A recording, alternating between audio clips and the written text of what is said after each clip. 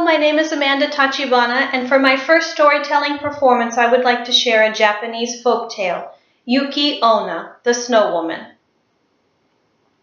A long time ago, at a small village at the base of a snowy mountain, there were two hunters, a father and a son. One winter day, they climbed the mountain to search for game. They looked all day long and never found a single animal.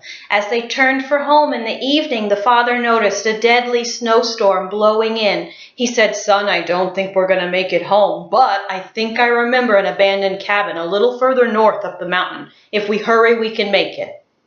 They found the cabin and they shut the door against the coming snowstorm. They built a fire and they shared a meal together. Afterward, the son encouraged the father to go to sleep. Dad, please, go to sleep. I promise. I'll watch the fire. I'll make sure that it doesn't go out." The father slept. Several hours later, the son awoke to a dark, freezing cabin. He turned to his father to apologize for falling asleep, for forgetting to watch the fire, and what he saw froze his heart in fear. Floating above his father was a ghostly pale woman wearing a beautiful white kimono.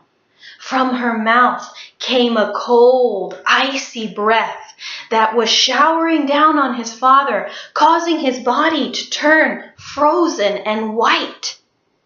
The Yuki Onna, the snow woman, turned to the sun.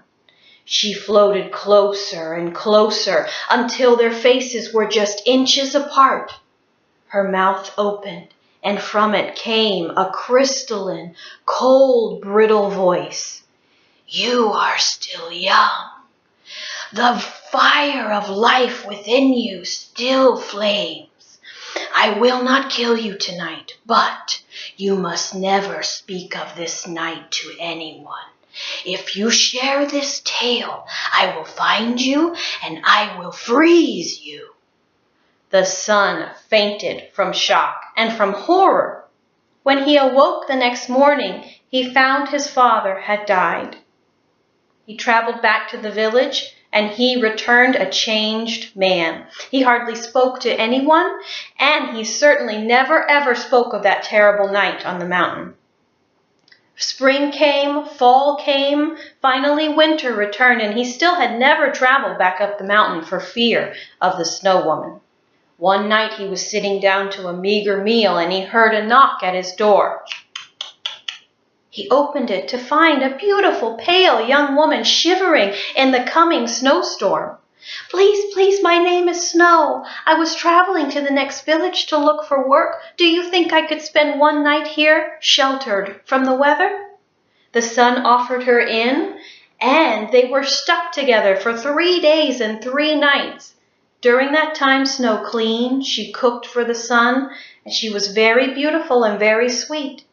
They soon fell in love and were married.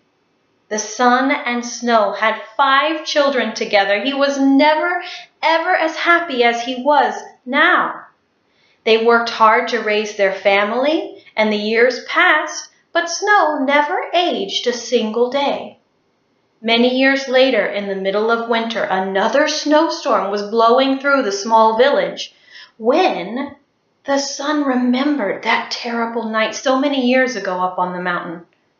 Before he knew what he was doing, he had divulged the story to his wife.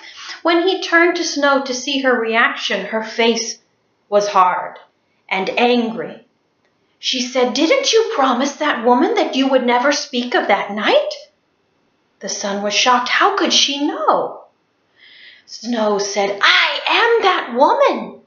I promised you I would take your life if you ever spoke to anyone about what happened in the cabin.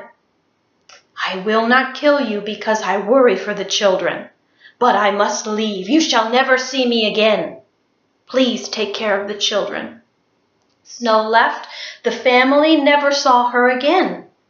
But to this day, in Japan, they say if you hear a cold winter wind blowing in the mountains, it's the voice of Yuki Onna moaning and lamenting her lost life and love that she had.